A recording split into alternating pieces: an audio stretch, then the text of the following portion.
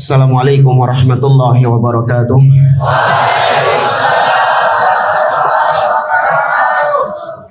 Innal hamdalillah nahmaduhu wa nasta'inuhu wa nastaghfiruh wa na'udzu billahi ta'ala min shururi anfusina wa min sayyiati a'malina. May yahdihillahu fala mudilla lahu wa may yudlil fala hadiya lahu.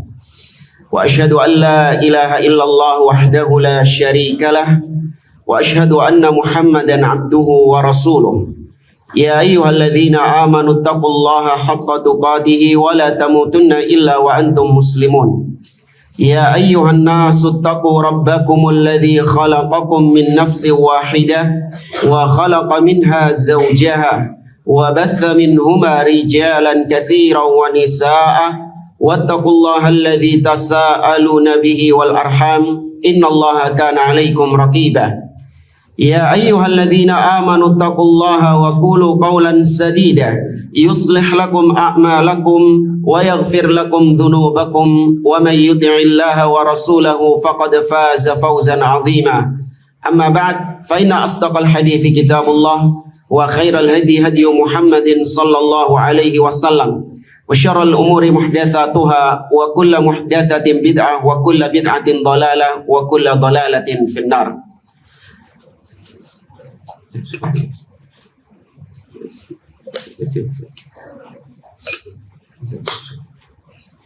Ikhwani fillah rahimani wa rahimakumullah. Fa ikmalan lima taqaddam fi kitab kun salafiyan 'alal jadah fima yata'allaq bil musammayat asy-syar'iyyah li ahli sunnah wal jamaah. Dan kita lanjutkan kembali pembahasan di pertemuan yang lalu yang kita sementara menukil dari kitab Kun Salafiyan 'alal Jadah tentang penamaan-penamaan syar'i bagi ahlus sunnah wal jamaah. Sampai pada pembahasan keistimewaan nama-nama ahlus sunnah jika dibandingkan dengan nama-nama ahlul bidah. Kita ringkaskan, yang pertama keistimewaannya adalah annaha nisabun lam tanfasil walau lil lahdah anil ummatil islamiyah mundu takwiniha ala minhajin nubuwah. Bahwasanya penamaan atau nama-nama ahlus sunnah atau Ifa al-Mansurah, ya, kemudian al-firqatun najiyah, al-ghuraba, as-salafiyun, ahlul hadis, ahlul athar, ahlus sunnah wal jamaah, nama-nama ini itu semuanya adalah penisbatan, ya, penisbatan kepada umat Islam yang generasi awal, yaitu para salaf. Senantiasa tersambung kepada umat Islam dari generasi awal sejak terbentuknya umat Islam ini di masa Nabi SAW. Tidak pernah terpisahkan sedikit pun. Ya, jadi saya ulangi, nama-nama ahlus sunnah itu selalu terkoneksi dengan Islam atau kaum muslimin dari generasi awal, yaitu para salaf. Tidak pernah terputus. Fahiya tahwi jami'al muslimin ala tariqatir ra'ilil awal wa man yuqtada bihim fi talaqil ilm. Nama-nama ahlus sunnah itu mencakup semua kaum muslimin yang berada di atas jalan generasi awal umat ini. Ya, jadi tidak bisa dikategorikan nama-nama tersebut itu hanya terkhusus pada umat Islam di zaman tertentu, atau umat Islam di negeri tertentu, atau umat Islam yang ada di wilayah tertentu, nggak bisa. Ya, siapapun di antara kaum muslimin yang berjalan di atas jalannya generasi awal, maka mereka berhak atas nama-nama syar'i ahlus sunnah itu. Dan kita ringkas kemudian yang kedua, annaha tahwi kullal Islam al-kitab was sunnah fahiya la takhtassu bi rasmin yukhaliful kitab was sunnah ziyadatan au nuqsan. Keistimewaan yang kedua dari nama-nama ahlus sunnah tersebut, bahwasanya nama ahlus sunnah itu mencakup Islam secara keseluruhan, yaitu dari Al-Quran dan As-Sunnah. Ya, mencakup Islam secara keseluruhan dan tidak terkhususkan dengan lambang-lambang atau simbol-simbol atau logo-logo tertentu yang menyelisihi Al-Quran dan Sunnah. Ya, tidak terkhususkan nama-nama tersebut pada simbol-simbol tertentu. Ahlus sunnah itu yang simbolnya begini. Ahlus sunnah itu yang logonya ini. Oh, ahlus sunnah itu salafi itu yang apa misalnya? Nah, kayak situlah ada simbol-simbol atau bendera-bendera tertentu. Enggak. Namun ahlus sunnah itu mencakup Islam secara keseluruhan. Kemudian yang ketiga, annaha alqabun. Minha ma huwa thabitun bis sunnati sahihah wa minha ma lam yabraz illa fi muwajahati ahlil ahwa wal firaqid dhalah li raddi bid'atihim wa tamayyuz anhum wa ib'adil khalqi bihim wa limunabadatihim. Keistimewaan yang ketiga, bahwa nama-nama ahlus sunnah itu adalah julukan-julukan, lakop-lakop yang sebagiannya diambil dari nas-nas syar'i, dari dalil-dalil Al-Quran dan As-Sunnah. Ada yang tahu apa diantaranya? Nama ahlus sunnah yang diambil dari dalil dan sebutkan dalilnya. Tulab. Sudah kita singgung kemarin. Sebutkan diantara nama-nama ahlus sunnah yang tadi kita sampaikan, sebutkan satu saja.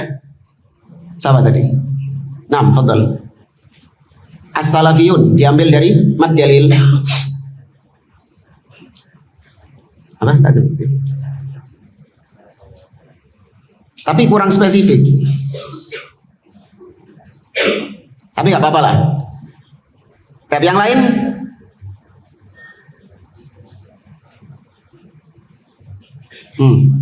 Al-firqatun najiyah. Wes. Sal. Nah, fadhal. Nah, sebutkan hadisnya. Tapi sudah disinggung tadi. Dari hadis iftiraqul ummah. Siapa yang menyebutkan hadisnya?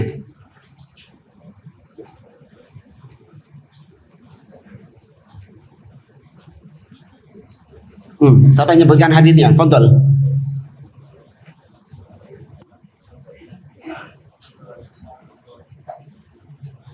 Naam, ahsantum, barakallahu fikum. Sataftariqu hadhihi al-umma ala 73 firqah kulluha finnar illa wahidah. Umatku akan terpecah menjadi 73, semuanya di neraka kecuali satu. Nah, ini al-firqatun najiyah. Dan nanti disebutkan beberapa nama-namanya itu. Dan kembali ke sini, nama-nama ahlus sunnah itu sebagiannya, enggak semuanya. Sebagiannya itu diambil dari dalil-dalil syar'i, tapi sebagian yang lain muncul nama tersebut disebabkan karena kebutuhan. Memang nggak ada dalilnya, tapi ada kebutuhan di situ. Kenapa harus memunculkan nama tersebut? Apa kebutuhannya? Untuk menentang ahlul bid'ah. Ya, untuk menentang kelompok-kelompok yang menyimpang dan untuk membantah bid'ah-bid'ah mereka. Dan untuk membedakan diri dengan mereka, dengan ahlul bid'ah. Dan untuk menjauhkan diri dari mereka. Falamma, seperti contohnya, falamma dhaharatil bid'atu tamayyazu bis sunnah. Ketika nampak muncul bid'ah-bid'ah di tengah masyarakat, maka ahlul haq memunculkan nama atau menamai mereka sebagai ahlus sunnah dalam rangka untuk membedakan diri dengan mereka.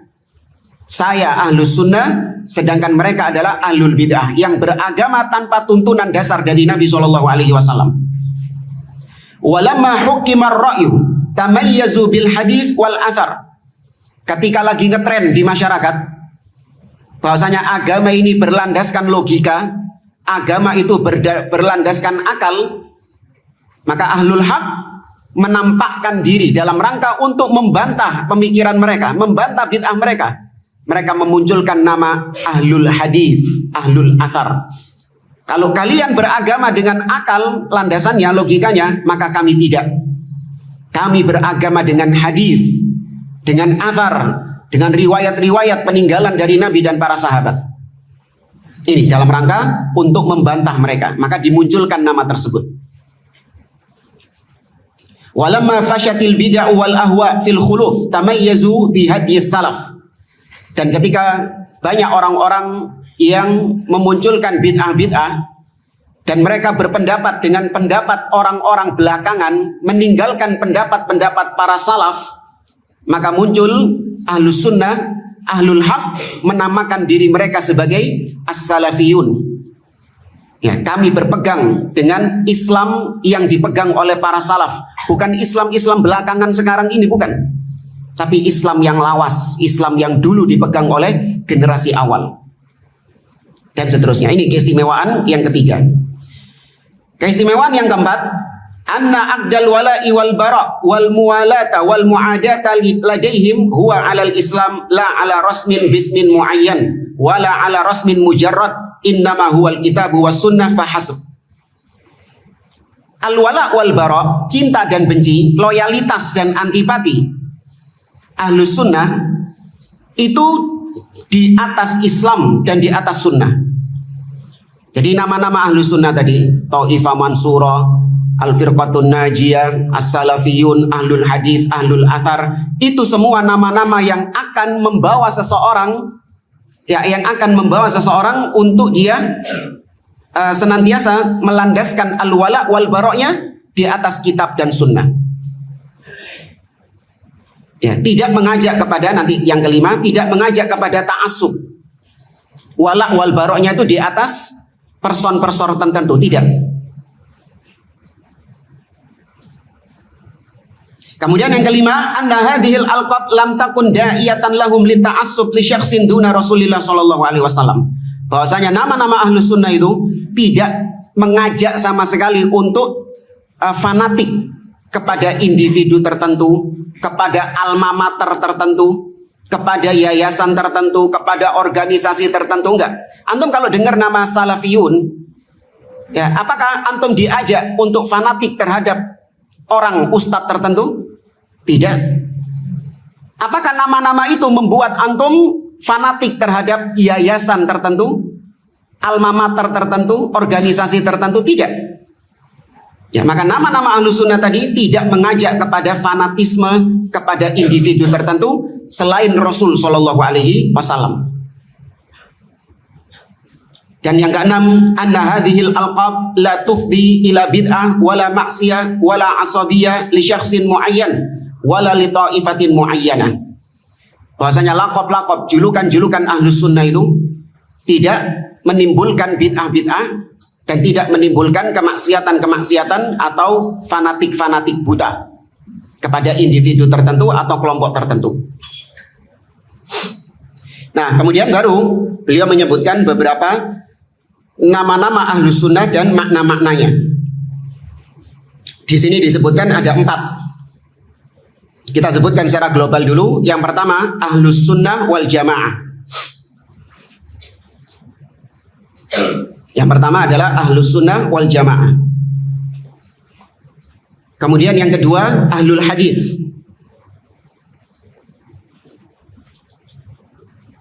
Kemudian yang ketiga, Al-Athariyah atau Ahlul Athar. Ya, Al-Athariyah atau Ahlul Athar. Yang keempat, Al-Firqatun Najiyah.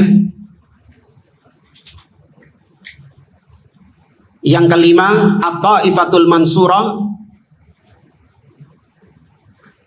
Dan yang keenam, As-Salafiyun. Dan ada yang mau nambahkan lagi? Apa yang kurang? Al-Ghuraba. Apa lagi?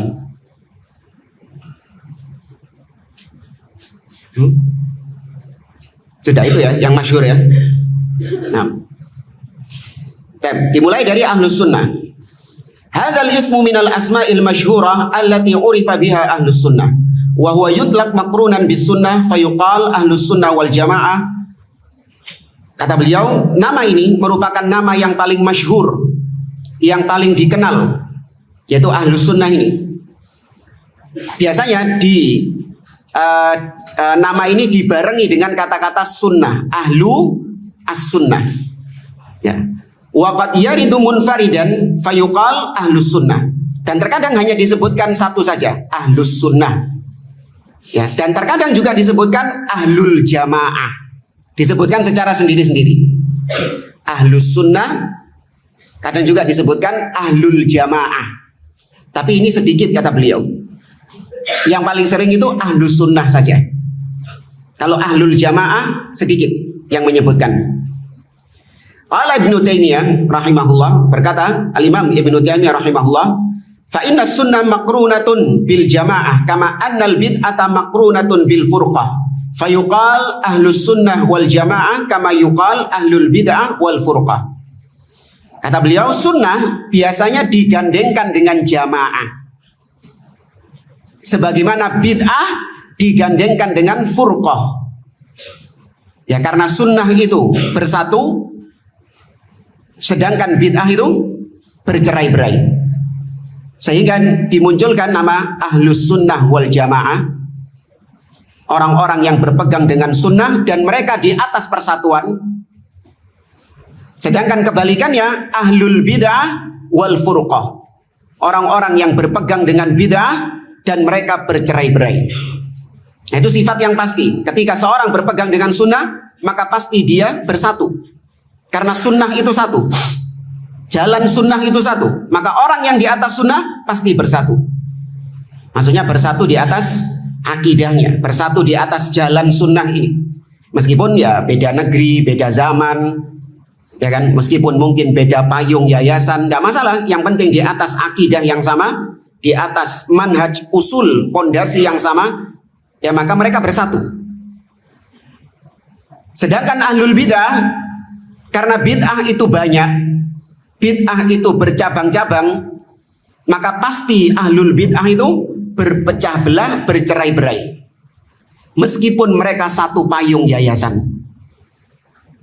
Ya, meskipun mereka fisiknya bersatu, tapi kalau bukan di atas sunnah pasti bercerai-berai. Itu sudah sunnatullah. Maka jangan tertipu dengan persatuan fisik. Jangan tertipu dengan apa yang Anda lihat di mata Anda. Wah, ini mereka ini bersatu ya. Ya, coba lihat bagaimana akidah mereka. Ketika akidah mereka tidak di atas sunnah, maka mereka sejatinya bercerai-berai, meskipun fisik mereka bersatu. Kemudian wa min asbabi tasmiyatihim bihadzal ismi ahlus sunnah wal jamaah annahum qad tamayyazu bimizatain azimatain. Kata beliau, di antara sebab penamaan ahlus sunnah dengan nama ini, dengan nama ahlus sunnah ini, bahwasanya mereka terbedakan dengan ahli bid'ah dengan dua perbedaan yang sangat mencolok dengan nama ahlus sunnah ini. Yang pertama, tamassukuhum bisunnatir rasuli sallallahu alaihi wasallam hatta saru ahlaha. Mereka terbedakan dengan ahli bid'ah. Dengan nama ahlus sunnah ini mereka terbedakan dengan ahli bid'ah karena teguhnya mereka berpegang dengan sunnah, sampai mereka dikatakan ahluha, yaitu yang memang berhak. Ahluha ini ahlur rajul, yakni man ahaqqu bihi. Man ahaqqu bihi, seorang yang paling berhak atasnya. Makanya keluarga kita, istri, seorang istri biasa dikatakan sebagai ahli, karena yang paling berhak atas istri adalah suaminya. Maka ahlus sunnah dikatakan sebagai ahlus sunnah karena yang paling berhak menyandang gelar sunnah, disebabkan mereka yang memang berpegang dengan sunnah ini. Ahlul bid'ah nggak pantas mereka disebut sebagai ahlus sunnah. Nggak pantas mereka disebut sebagai ahlus sunnah karena mereka tidak komitmen berpegang dengan sunnah itu. Sunnah maksudnya ajaran Nabi ya, akidah Nabi. Nanti jangan gagal paham, sunnah berarti apabila dikerjakan mendapatkan pahala, kalau ditinggalkan tidak berdosa. Maka ahlus sunnah itu berarti yang pakai siwak terus. Ya, tapi akidahnya melenceng dari akidah Nabi. Tapi kan yang penting pakai siwak gitu. Ini berarti ahlus sunnah. Ada orang-orang yang gitu jamaah. Di ahlus sunnah itu dibanggakan dari sunnah-sunnah yang sifatnya mustahab. Nah itu berarti ahlus sunnah itu, karena pakai siwak terus. Lihat jamaah tabligh itu, kemana-mana pakai siwak. Wah berarti dia ahlus sunnah. Apa manfaatnya pakai siwak tapi akidahnya menyimpang, tapi berbuat syirik? Karena siwak ini hukumnya apa? Mustahab, mandub.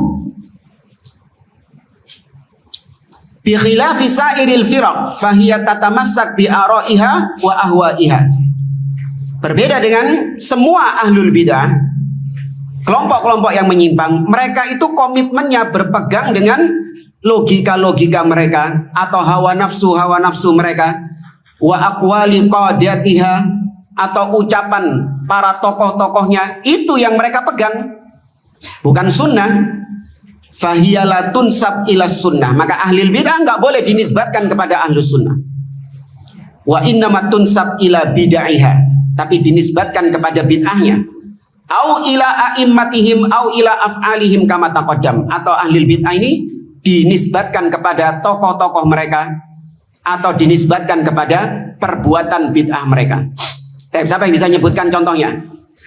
Apa ahli bid'ah? Contoh ahli bid'ah yang namanya itu disandarkan kepada bid'ahnya, kepada kesesatannya. Satu-satu aja, tulap. Tadi rame, giliran ditunjuk, diam semua. Kontrol sama. Nah, Al-Khawarij, apa bid'ahnya? Diambil dari apa? Al-Khuruj. Nah, diambil dari perbuatannya itu, Al-Khuruj alal hukam. Kalau yang diambil dari nama tokohnya, nah ini banyak ini. Ayo cepetan. 6. Al-Jahmiyah diambil dari Jahm bin Safwan.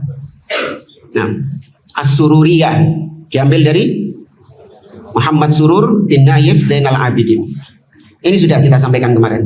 Kemudian keistimewaan yang kedua, annahum ahlul jamaah. Bahwasanya yang membedakan ahlus sunnah dari nama ahlus sunnah itu, atau kita pakai salafi saja biar gak bingung antum.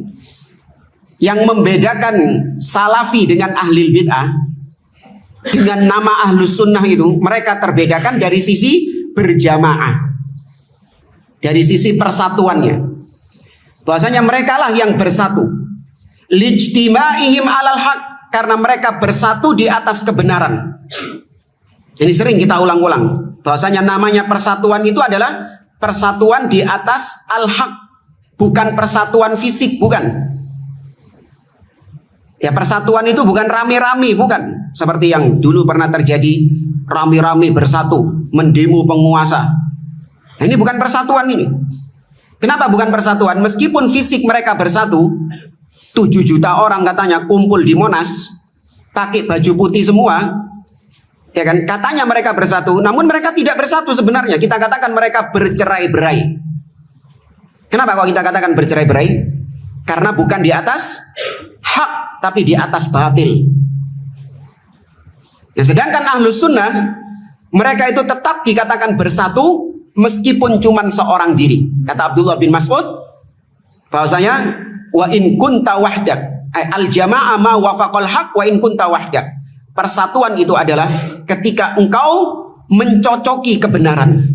Al-haqqu min rabbik, kebenaran dari Rabbmu. Ketika kau mencocoki kebenaran, maka kau yang dikatakan jamaah, bersatu, meskipun engkau seorang diri. Ya, ini ucapan Abdullah bin Mas'ud yang luar biasa, sehingga kita nggak terkecoh dengan persatuan-persatuan semu ala-ala ahli bid'ah. Al-jamaah ma wafaqal haq wa in kunta wahdak. Jamaah itu adalah yang sesuai dengan kebenaran, sesuai dengan kitabullah dan sunnah dan apa yang dipahami oleh para salaf. Wa in kunta wahdak, even if you are alone. Tuh. Meskipun engkau seorang diri, ijenan. Kemudian kata beliau, fa innahum la yajtami'u wa adami tafarruqihim bi khilafil firaqil ukhra fa innahum la yajtami'una ala haqq wa innama yattabi'una ahwa'ahum fala haqqa yajma'uhum. Berbeda dengan ahli bid'ah. Ya, sedangkan ahli bid'ah mereka tidak bersatu di atas hak. Mereka tidak bersatu di atas kitabullah. Lihat yang kemarin itu berkumpul bersatu padu pakai baju putih-putih semuanya. Apakah mereka semua sepakat di atas satu akidah yang sama? Enggak, beda-beda. Macam-macam warna-warni akidahnya. Ya. Ada yang mengatakan Allah di mana-mana. Ada yang menolak Allah di atas. Ada yang mengatakan Allah di hatiku. Enggak apa-apa. Kita semua bersatu. Kita singkirkan sekat-sekat perbedaan ini. Karena tujuan kita sama. Ya, tujuan kita adalah mengkritik pemimpin. Ya, maka mereka diam, tidak mengingkari satu dengan yang lainnya. Ya, ada yang berbuat syirik, ya kan? Ada yang menyekutukan Allah Subhanahu wa taala, diam. Ya, yang penting tujuan kita sama, yaitu mengkritik penguasa. Ini bukan persatuan yang hakiki, tapi ini persatuan yang semu. Ya, kita singkat. Kemudian yang kedua, nama Ahlus Sunnah apa tadi? Tadi Ahlus Sunnah. Sekarang yang kedua, nama lain dari Ahlus Sunnah apa? Ahlul Hadis. Dan sudah kita sampaikan, Ahlul Hadis secara umum terbagi menjadi dua. Yang pertama apa? Qasimul Fuqaha. Kalau disebut Ahlul Hadis berarti mereka yang memang menekuni bidang hadis. Sebagaimana ada fuqaha yang menekuni bidang fikih. Ya, tapi kalau dalam pembahasan akidah, ketika disebut Ahlul Hadis, maka berarti maksudnya siapa? Ahlus Sunnah. Kita baca kata beliau, minal asma allati yusamma biha Ahlus Sunnah wal Jamaah Ahlul Hadis. Wa hadha yaridu katsiran fi kalami katsirin minal a'imma ka Syekhul Islam Ibn Taimiyah wa ghairihi min ahli al-'ilm qablihi wa ba'dihi yadhkuruna ahlal hadis wa ahlas sunnah mubayyinina i'tiqadahum wa la yufarriquna bainal mustalahain.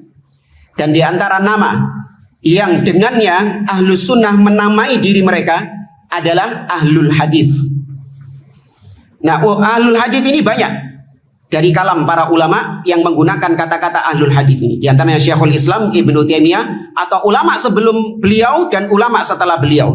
Mereka menyebutkan Ahlul Hadis maksudnya adalah Ahlus Sunnah. Ya, ketika mereka menyebutkan Ahlul Hadis maksud mereka adalah Ahlus Sunnah. Ya, dalam kitab-kitab mereka yang menjelaskan tentang akidah Ahlus Sunnah, mereka tidak membedakan antara Ahlul Hadis dengan Ahlus Sunnah. Imam As-Sabuni kata beliau, fahadal Imam As-Sabuni, Al-Imam Abu Utsman As-Sabuni berkata dalam akidahnya, inna ashabal hadis al-mutamassikina bil kitabi was sunnah hafizallah ahya'ahum wa rahima amwatahum yashhaduna lillahi ta'ala bil wahdaniyah ila akhirih. Imam As-Sabuni punya kitab namanya Aqidatus Salaf wa Ashabil Hadis. Ya, beliau mengatakan sesungguhnya ashabul hadis yang berpegang teguh dengan Alkitab dan As-Sunnah. Maksudnya Ahlus Sunnah.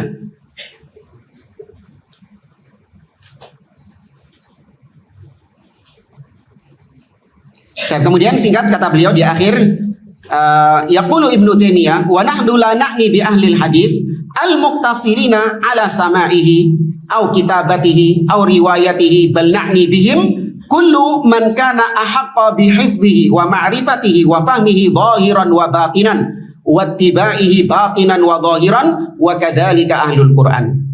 Kata Ibnu Taimiyah rahimahullah, bukan maksud kita ketika kita mengatakan ahlul hadis berarti hanya sebatas orang-orang yang mendengar hadis, mengambil riwayat hadis atau mengumpulkan menulis hadis.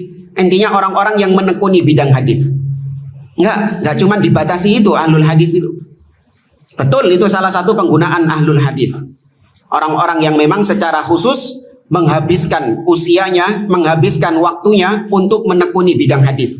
Seperti Asy-Syaikh Muhammad Nasiruddin Al-Albani. Ya, beliau ahlul hadis.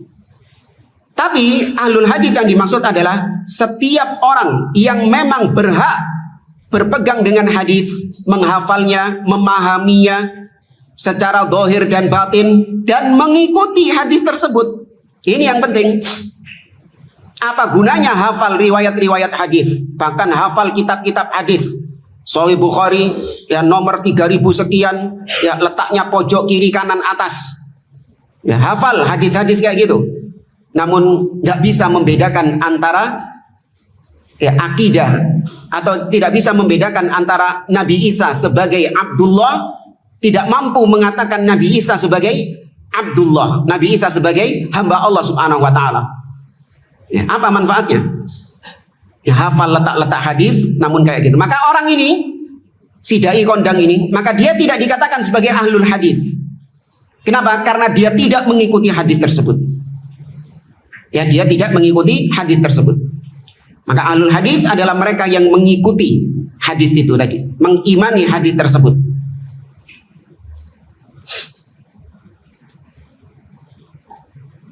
Kemudian yang ketiga, al-athariyah. Ya, al-athariyah atau ahlul athar. Kata beliau, wa hadzal ism yutlaqu katsirun min ahlil ilm wa yuriduna bihi ahlus sunnah wal jamaah. Ahlul athar ini banyak digunakan oleh para ulama. Yang dimaksud oleh mereka tentu sama saja, ahlus sunnah atau ahlul hadis. Ahlul athar ini sama juga.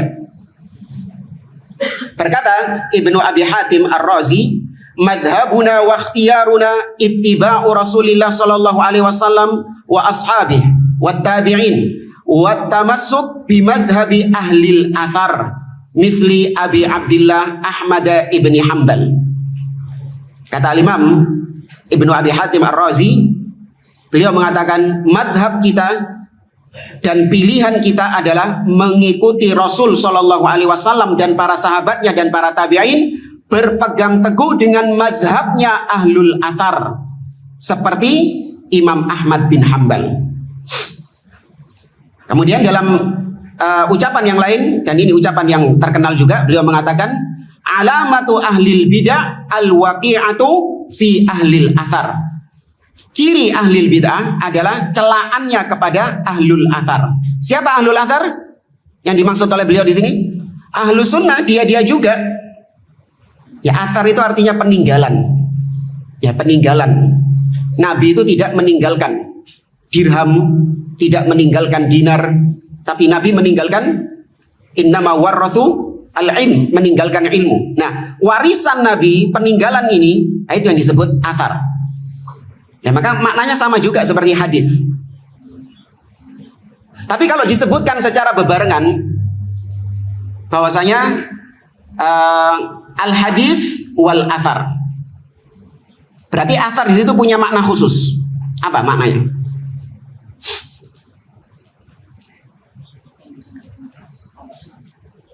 Nah, atau disebut dengan hadis apa?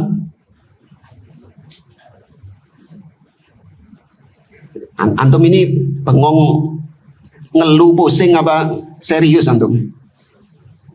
Nah, saya ulangi ya, athar itu secara asal maknanya sama seperti hadis. Ya, athar secara asal, secara umum maknanya sama seperti hadis.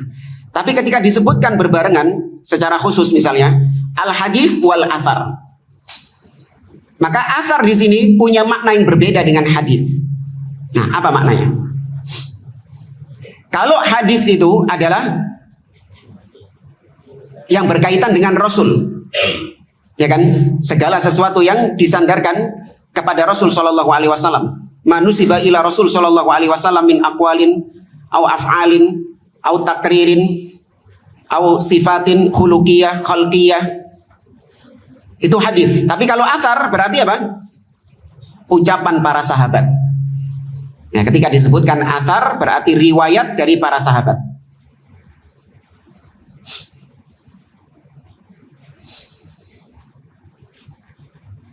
Kemudian yang keempat, al-firqatun najiyah. Ini sudah kita bahas ya, al-firqatun najiyah. Mereka disebut al-firqatun najiyah, golongan yang selamat, karena berdasarkan hadis tadi, kulluha finnar illa wahidah. Kemudian at-taifatul mansurah, kelompok yang ditolong. Ini sudah kita bahas juga dalilnya, la tazalu taifatun min ummati dhahirina 'alal haq, atau dalam riwayat yang lain la tazalu taifatun min ummati mansurin, yang ditolong. Kemudian yang terakhir, yang keenam adalah as-salafiyah atau as-salafiyun.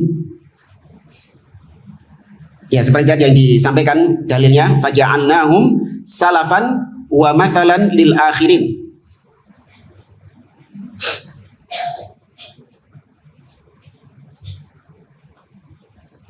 Ana cukupkan sudah dari kitab Kun Salafiyan alal Jadah. Kita kembali ke al-ajwibah al-mufidah sampai pada wasolna ila su'al ats-tsani wal arba'in. Sahih jamaah? Baik.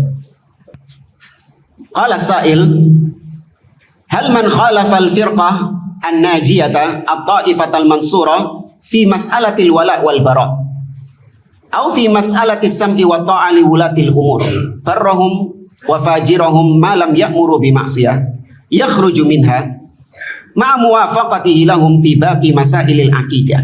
Ada pertanyaan, wahai Syekh, apakah kalau ada seseorang yang menyelisihi ahlus sunnah, ya dia menyelisihi ahlus sunnah, al-firqatun najiyah atau ta'ifah mansurah dalam masalah al-wala wal bara'. Nanti akan kita sampaikan kalau ada waktu masalah al-wala wal bara'. Dan kayaknya sudah ya, tapi nggak apa-apa buat murajaah. Atau dia menyelisihi ahlus sunnah dalam masalah mendengar dan taat kepada penguasa selama itu bukan maksiat kepada Allah. Apakah orang seperti ini yang menyelisihi ini dia keluar dari ta'ifah mansurah? Artinya dia tidak lagi dikatakan sebagai ahlus sunnah, padahal akidah-akidahnya yang lain masih beres. Jadi kalau antum sebutkan dari beberapa usul akidah ahli sunnah wal jamaah, misalnya tentang masalah tauhid, ya masalah tauhid beres dia, ya baik itu rububiyah, uluhiyah, asma wa sifat, ya ada masalah orang ini dalam masalah tauhid. Kemudian dalam masalah takdir, ya dalam masalah takdir nggak ada masalah orang ini, dia tidak menyelisihi ahlus sunnah, tidak mengucapkan ucapannya qadariyah, tidak pula berucap dengan ucapannya jabriyah. Dalam masalah iman, dia tidak menyelisihi ahlus sunnah orang ini. Ya, dia tidak seperti apa dalam masalah iman. Siapa yang menyelisih ahlus sunnah dalam masalah iman? Murji'ah dan Khawarij. Khawarij biasanya gabung sama siapa? Mu'tazilah. Orang ini enggak, dia sama ucapannya seperti ahlus sunnah. Al-imanu qaulun wa i'tiqadun wa amalun yazidu bi ta'ah wa yanqusu bil ma'siyah. Ya, tidak seperti Khawarij, tidak pula seperti Murji'ah. Ya. Kemudian dalam masalah apa lagi? Dalam masalah menyikapi para sahabat Nabi SAW, dia tidak berucap seperti ucapannya Rafidhah, tidak pula seperti ucapannya Khawarij. Ya. Poin-poin akidah yang ada dalam kitab-kitab usul akidah ahli sunnah wal jamaah itu 99,999% katakanlah sesuai dengan akidah ahli sunnah. Katakanlah seperti itu. Tapi ada satu permasalahan dia menyelisihi ahlus sunnah dalam masalah itu. Seperti masalah apa? Masalah al-wala wal bara', cinta dan benci, di mana dia masih memberikan kecintaan loyalitas kepada ahli bid'ah. Dia memberikan kecintaan loyalitas, dukungan, support kepada ahli bid'ah dengan berbagai macam bentuknya, dengan memuji-muji ahli bid'ah atau bertarahum kepada tokoh-tokoh ahli bid'ah, atau merekomendasikan tokoh-tokoh ahli bid'ah. Dalam masalah itu saja dia menyelisihi ahlus sunnah. Karena harusnya bagaimana ahlus sunnah dalam menyikapi ahli bid'ah? Wala atau bara'? Bara' harus berlepas diri. Tapi dia berwala kepada ahli bid'ah. Paham maksudnya jemaah? Nah, apakah gara-gara satu masalah ini dia menyelisihi ahlus sunnah, dia keluar dari ahlus sunnah, atau masih tetap dikatakan ahlus sunnah? Si syekhnya belum jawab. Antum sabar dulu. Jangan dahului ulama antum. Kan ini masih bertanya kan? Iya. Tapi kalau antum ditanya gitu gimana? Keluar dari ahlus sunnah, dia masih salafi atau sudah bukan salafi? Atau tadi dia menyelisih ahlus sunnah dalam masalah mendengar dan taat kepada pemimpin? Ya, semua akidah ahli sunnah sepakat dia. Bahkan dia berada di atas akidah ahli sunnah itu. Tapi dalam masalah menyikapi penguasa, dia tidak mendengar dan taat kepada pemimpin. Apakah dia masih dikatakan salafi?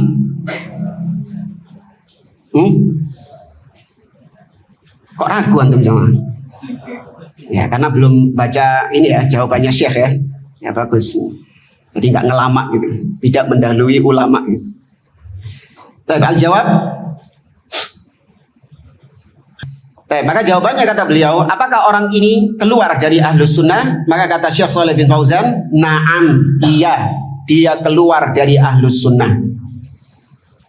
idza khalafahum fi syai'in, apabila orang tersebut menyelisihi ahlus sunnah dalam satu masalah, dalam satu akidah, wa wafaqahum fi syai'in, dan meskipun dia mencocoki ahlus sunnah dalam perkara-perkara yang lain, fa innahu la yakunu minhum fima khalafahum fi wa minhum fima wafaqahum alaihi.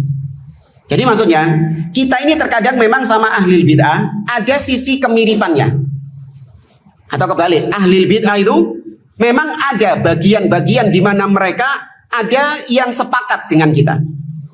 Contoh, kita dengan Khawarij sama-sama sepakat tentang apa? Kita sama Khawarij sama-sama sepakat dalam masalah apa? Dalam masalah sama-sama meyakini wajibnya berhukum dengan hukum Allah. Betul nggak? Ada yang bilang berhukum dengan hukum Allah nggak wajib? Nggak. Kita sama Khawarij sama-sama sepakat, iya, berhukum dengan hukum Allah, hukumnya wajib. Tapi kita berselisih dengan mereka dalam perkara yang tidak berhukum dengan hukum Allah. Apakah mutlak kafir keluar dari Islam atau diperinci? Nah, ini yang kita say goodbye sama mereka. Tapi kalau dari sisi wajibnya berhukum dengan hukum Allah, iya, kita lantang mengatakan wajib. Bukan hanya pemimpin, seorang muslim wajib berhukum dengan hukum Allah Subhanahu wa taala. Nah, ketika Khawarij cocok dengan ahlus sunnah, artinya sesuai dengan ahlus sunnah, sama-sama meyakini wajibnya berhukum dengan hukum Allah, maka pada poin itu jangan disalahkan. Paham ya? Pada poin itu jangan dibantah. Ngapain dibantah, wong itu hak kok. Maka ketika poin yang mereka pegang sama dengan ahlus sunnah, maka dikatakan bahwasanya poin itu juga adalah poinnya ahlus sunnah. Akidah yang mereka pegang dari sisi itunya sama dengan akidahnya ahlus sunnah juga. Tapi orangnya jangan dikatakan ahlus sunnah dulu, poin itunya saja. Paham nggak sih antum? Ya, poin itunya saja, karena itu sesuai dengan ahlus sunnah. Adapun yang menyelisihi ahlus sunnah, maka jangan dikatakan itu bagian dari poin akidahnya ahlus sunnah. Dari sisi mereka memberontak kepada pemimpin, mengkafirkan kaum muslimin. Dari sisi mereka menganggap pelaku dosa besar itu kafir. Maka itu poinnya ahlus sunnah atau bukan? Bukan. Nah, maka sehingga kesimpulannya mereka tidak dikatakan ahlus sunnah, meskipun ada poin-poin yang sesuai dengan ahlus sunnah. Ini yang banyak diantara orang-orang yang menisbatkan diri kepada sunnah atau yang katanya ngaji sunnah. Mereka memandang bahwasanya kalau ada dai, ustadz yang tergelincir salah, ya, menyelisihi ahlus sunnah dalam satu permasalahan, mereka masih memberikan toleransi di situ, masih menisbatkan atau mengatakan bahwa sang ustadz masih salafi. Kenapa? Kan poin-poin yang lain masih cocok dengan ahlus sunnah. Ada satu dai misalnya, ya, dia mencaci maki pemimpin, dia mengkritik pemimpin di depan umum. Meskipun poin-poin akidah yang lain sesuai dengan akidah ahli sunnah, maka banyak diantara kaum muslimin tidak menganggap dia sebagai ahli bid'ah, tetap dianggap sebagai ahli sunnah. Karena lihat kebanyakan kan mayoritas akidahnya ahli sunnah, Ustaz. Iya, masa gara-gara satu saja dia menyelisih ahli sunnah, maka dia dikeluarkan dari ahli sunnah? Iya jemaah. Namun pernah kita sampaikan bahwasanya seorang dikeluarkan dari ahlus sunnah, apa ketentuannya? Nah, salah satu dari dua hal, atau mungkin dua-duanya mungkin.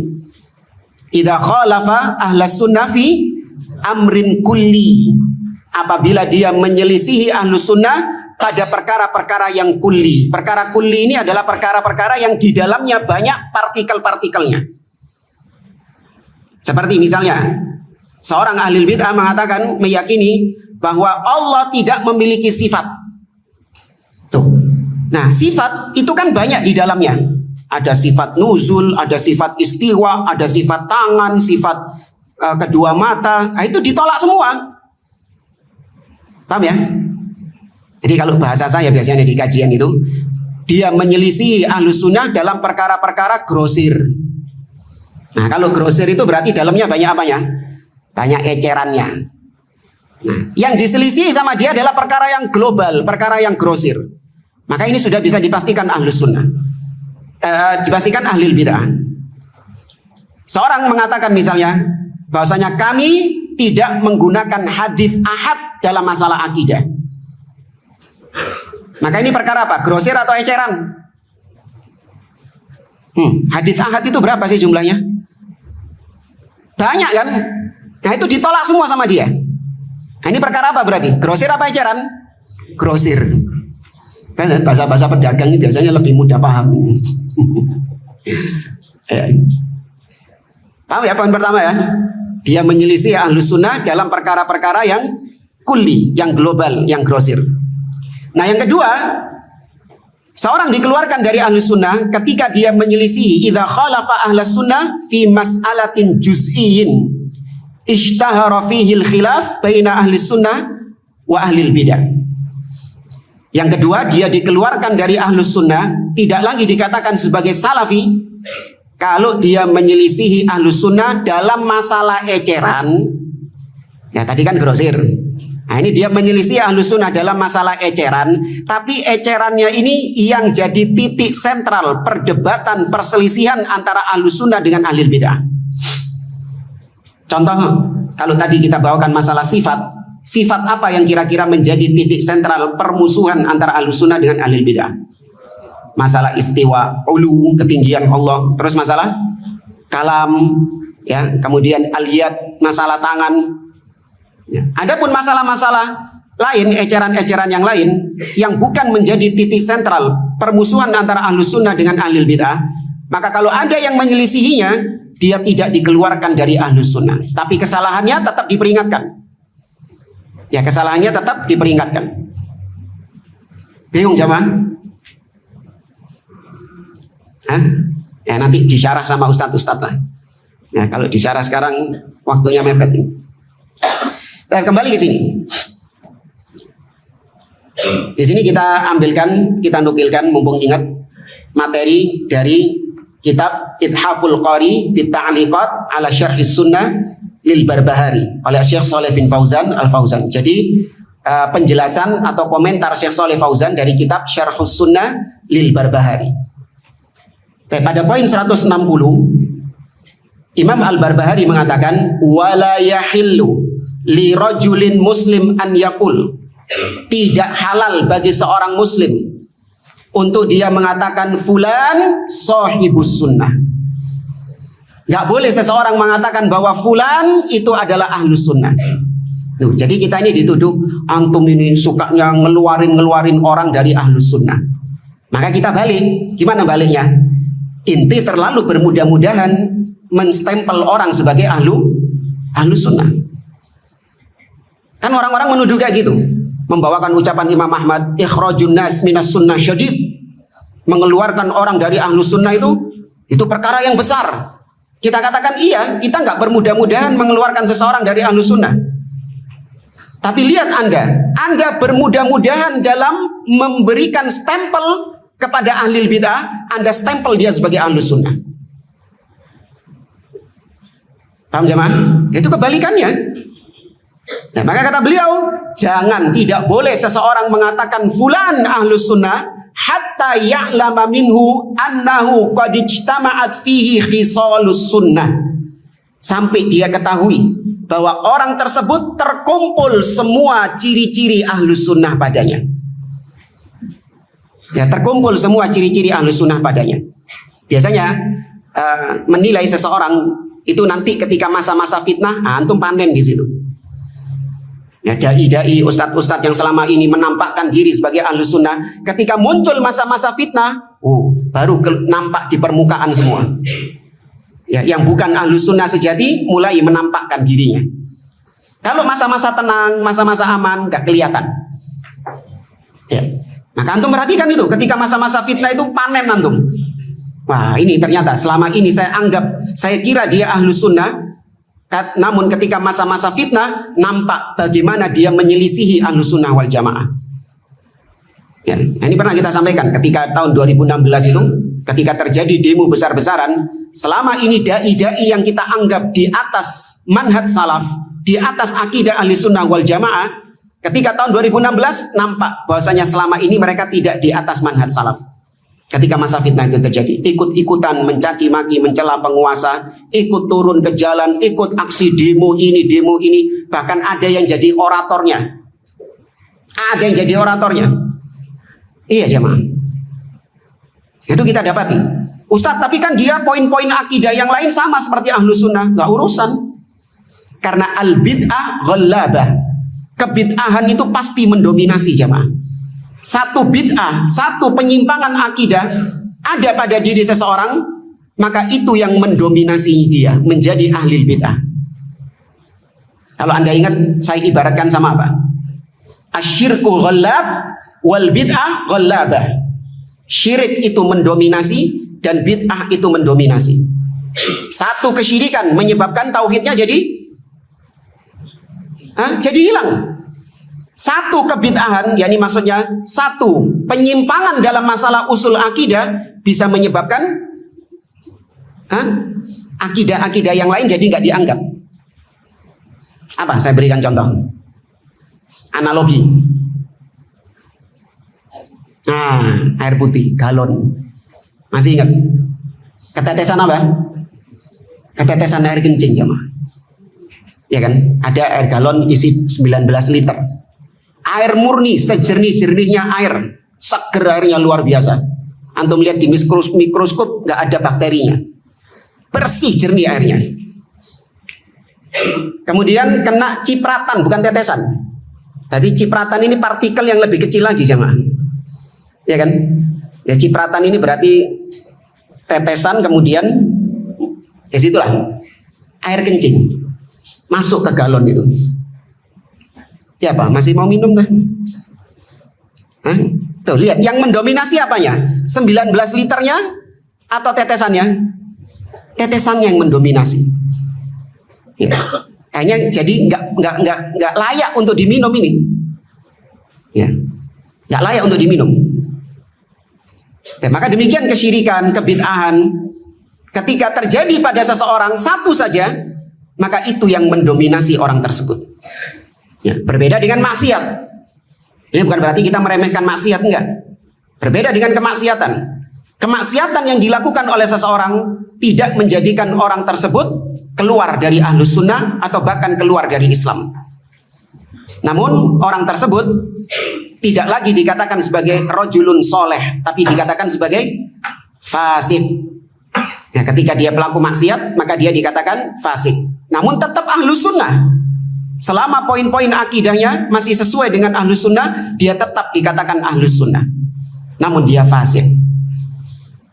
Antum harus bisa mengklasifikasikan dosa jemaah, mengklasifikasikan kesalahan. Jangan satu kesalahan ini dipukul rata semuanya, enggak. Diklasifikasikan, oh ini dosa jenis kesyirikan, apa konsekuensinya? Oh ini dosa bid'ah. Ya bid'ah yang bagaimana? Ada mukaffirah, ada yang ghairu mukaffirah. Oh ini kemaksiatan. Ya mana kabair atau shaghair? Antum harus bisa mengklasifikasikan itu. Kemudian lanjut kata Imam Al-Barbahari, la yuqalu lahu sahibu sunnatin hatta tajtami'a fihi sunnatu kulluha. Tuh. Tidak boleh dia dikatakan sebagai ahlus sunnah sampai terkumpul padanya semua poin akidah ahli sunnah. Semua, nggak boleh terlewatkan satupun. Itu baru dikatakan ahlus sunnah. Nah sekarang kita dapati orang-orang bermudah-mudahan. Fulan salafi, fulan ahlus sunnah. Dari mana? Jenggote panjang, Ustaz. No. Ya, bermudah-mudahan dalam ngasih stempel orang ahlus sunnah, ngasih stempel orang salafi hanya gara-gara perkara-perkara yang bukan perkara usul. Ya. Oh, fulan ini salafi Ustaz. Kenapa? Jenggotnya ini. Anak pernah dikasih tahu sama seseorang, dia bilang, alhamdulillah Ustaz, masjid kita ini sekarang kajian-kajiannya diisi oleh ustadz-ustadz sunnah. Oh iya. Ya, nah dengarnya awal kali ya husnudzon saja. Oh ya alhamdulillah, berarti masya Allah untuk memperjuangkan masjid ini sehingga masjid ini banyak diisi oleh dai-dai sunnah gitu. Kemudian nggak sengaja saya lewat papan pengumuman jadwal kajian. Saya lihat di situ ada nama seorang gembong teroris di Surabaya sini. Ya. Gembong teroris baru keluar dari penjara. Berapa tahun yang lalu di penjara dia. Orang sudah tua, jenggotnya putih semua. Ya, gembong takfiri di negeri kita. Apa di Surabaya terutama, karena dia memang dakwanya di Surabaya. Saya lihat fulan ini ngisi kajian di sini juga. Saya tegur, mana katanya antum di sini sudah sunnah semuanya. Ini siapa ini? Ustadz fulan ini. Oh iya kan sunnah Ustadz. Sunnah dari mana? Iya tuh jenggotnya panjang Ustadz. La haula wala quwwata. Yang dilihat standarnya dia ahlus sunnah salafi atau bukan apa ya? Jenggotnya memang jenggotnya lebih lebat sih daripada iya gitu. Tapi lihat bagaimana pemikirannya. Kalau ceramah yang dibawakan sama dia Sayyid Qutb, ya Sayyid Qutb, terus kita pernah dengar cuplikan-cuplikan ceramahnya. Mesti saya scroll ininya pas ngomong Sayyid Qutb mana. Ya, coba ganti video, saya scroll Sayyid Qutb mana gitu. Orang seperti ini dikatakan sebagai ahlus sunnah hanya gara-gara jenggot.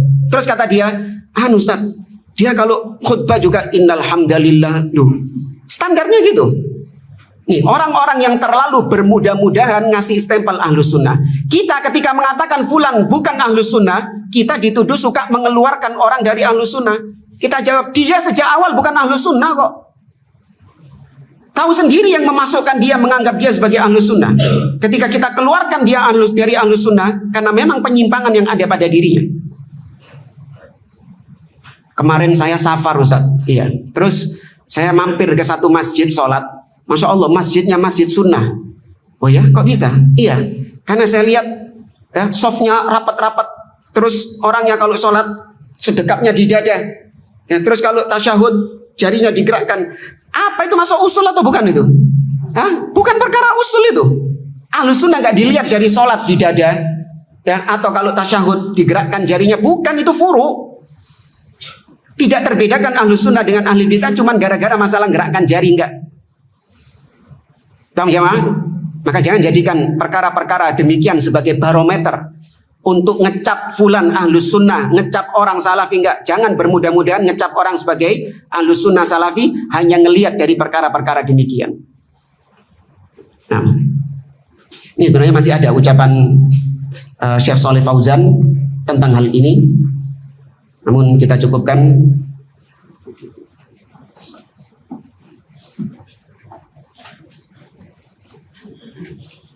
Tapi yang ajwibah mufidah tadi belum selesai ya?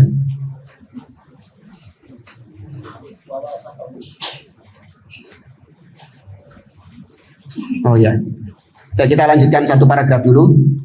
Wa alaihi fi dzalika khatarun azim.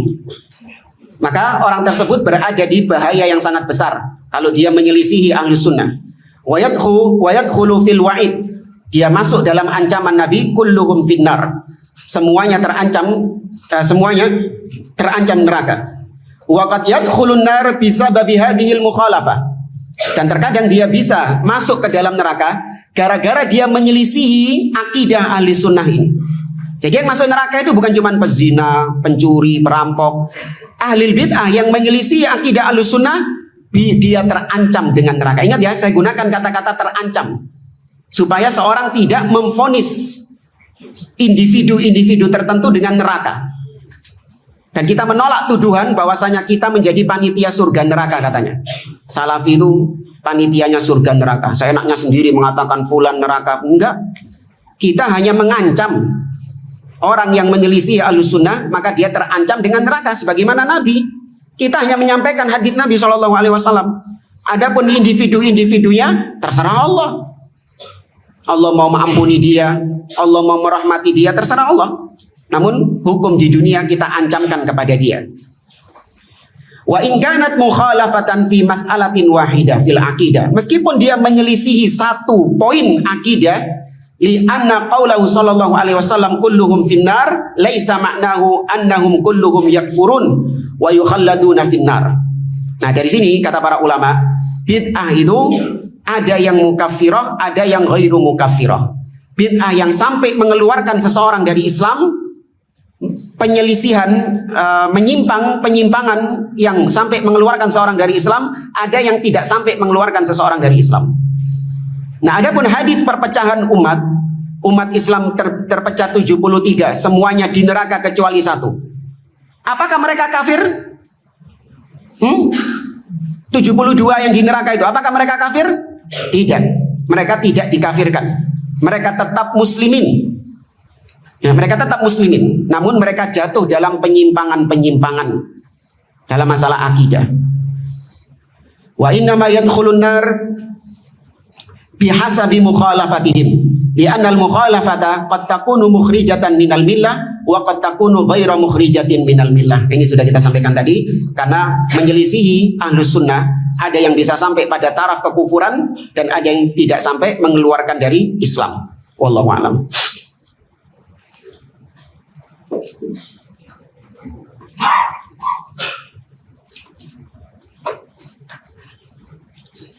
Wah, panjang ini.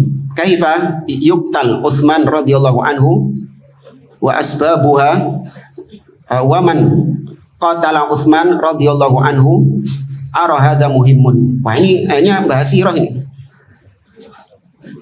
Yang intinya Utsman dibunuh oleh orang-orang yang diprovokasi oleh Abdullah bin Saba and the gang.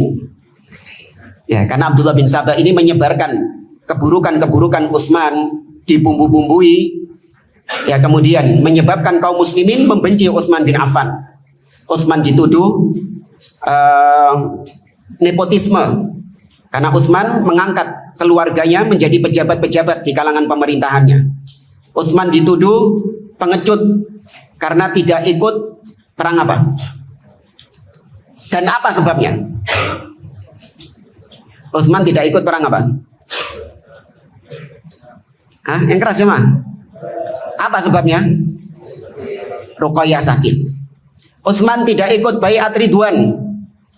Apa sebabnya? Utsman yang ditugaskan pergi ke Mekah untuk menemui wakil-wakil kaum Quraisy, melobi supaya kaum muslimin diizinkan masuk kota Mekah. Utsman ikut baiat Ridwan. Bahkan yang mewakili Utsman baiat Ridwan siapa? Hah? Siapa yang mewakili Utsman dalam baiat Ridwan? Hah? Ini kemuliaannya Utsman ini luar biasa. Nabi SAW sendiri. Jadi Nabi menggandengkan tangannya beliau, mewakilkan Utsman bin Affan untuk membaiat beliau. Tuh. Syaraf, kemuliaan bagi Utsman bin Affan. Tapi dituduh sama Abdullah bin Saba, di framing Utsman pengecut, gak ikut perang Ridwan. Kok perang Ridwan? Baiat Ridwan. Utsman kabur dari peperangan, melok perang tapi kabur. Perang apa? Uhud. Ya, perang Uhud. Namun Allah sudah memaafkan. Walaqad afallahu anhum. Allah Subhanahu wa taala telah memaafkan mereka. Utsman membakar mushaf. Ya, banyak tuduhan-tuduhan yang dilontarkan oleh Abdullah bin Saba, sehingga membuat kaum muslimin membenci Utsman bin Affan. Sampai akhirnya mereka menuntut Utsman bin Affan, ya, kemudian mereka mendemo Utsman bin Affan, mencegah Utsman bin Affan sampai ke masjid pun Utsman bin Affan nggak bisa. Ya, sampai puncaknya mereka masuk ke rumah Utsman dan membunuh Utsman bin Affan dalam kondisi beliau sedang berpuasa dan sedang membaca Al-Quran. Ya, ada yang tahu darahnya tercecer di ayat apa? Fasayakfikahumullah. Ya, cukuplah Allah Subhanahu wa taala. Ya, cukuplah bagimu Allah Subhanahu wa taala. Bukan ayat sebelumnya, Bang. Fa in amanu bimithli ma amantum bihi faqad ihtadaw wa in tawallaw fa innama hum fi syiqaq. Ya, apabila mereka berpaling, sungguh mereka berada di atas perselisihan. Fasayakfikahumullah, maka cukuplah bagimu Allah Subhanahu wa taala. Dan Utsman dalam kondisi berpuasa, di mana diriwayatkan bahwasanya di hari tersebut, ya, malamnya Utsman bin Affan bermimpi berbuka puasa bersama Rasul Shallallahu Alaihi Wasallam dan Abu Bakar dan Umar. Ya, Utsman bermimpi di malamnya berbuka puasa bersama Rasul, Abu Bakar dan Umar. Maka betul Utsman bin Affan dibunuh sebelum tiba waktunya berbuka. Ya, radhiyallahu anhu. Ada kajian bagus, ya, bentuknya podcast, ya, tentang kisah terbunuhnya Utsman bin Affan radhiyallahu taala anhu oleh Syekh Sulaiman Ar-Ruhaili. Cari saja Maktal Utsman bin Affan Syekh Sulaiman Ar-Ruhaili. Formatnya podcast, bukan kajian itu. Ada di YouTube. Jadi kalau mungkin bisa diakses, dilihat. Atau ada juga kajian dari Ustadz Abdurrahman Thayyib tentang peristiwa pembunuhan Utsman bin Affan. Berapa bulan yang lalu beliau bahas.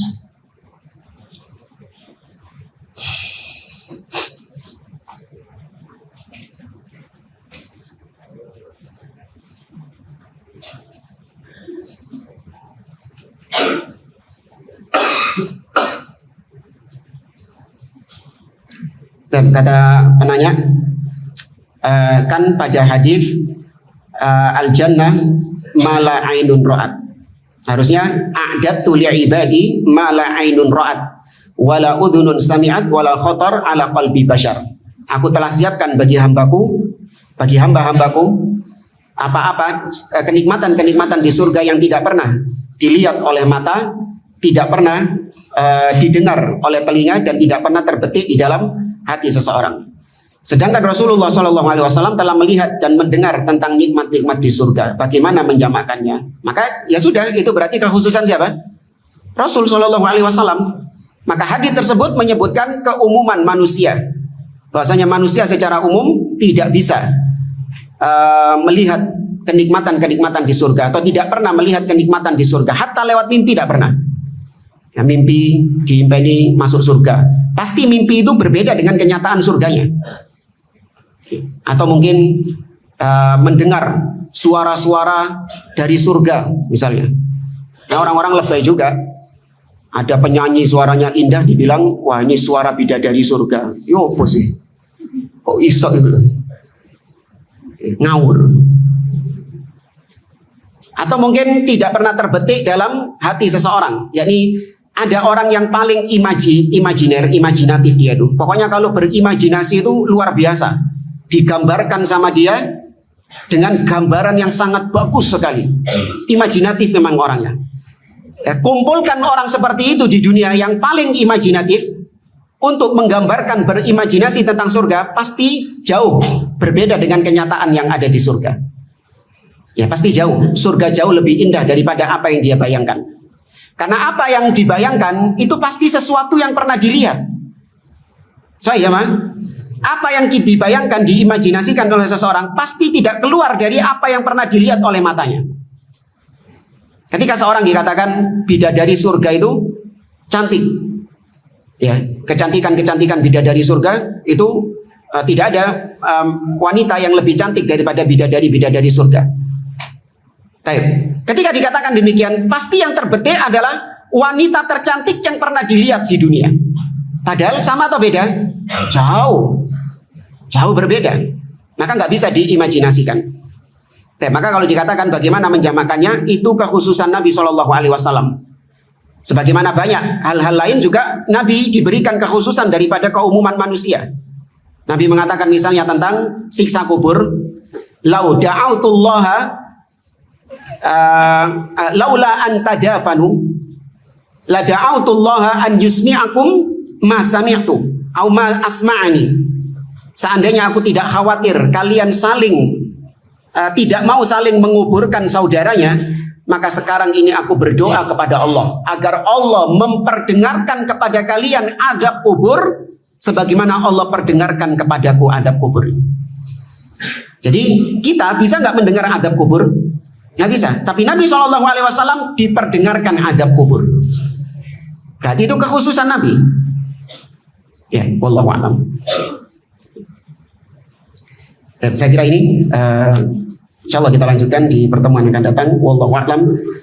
Subhanakallahumma wa bihamdik asyhadu an la ilaha illa anta astaghfiruka wa atubu ilaik. Sallallahu ala nabiyyina Muhammad wa ala alihi wa sahbihi ajma'in. Jazakumullahu khairan. Assalamualaikum warahmatullahi wabarakatuh.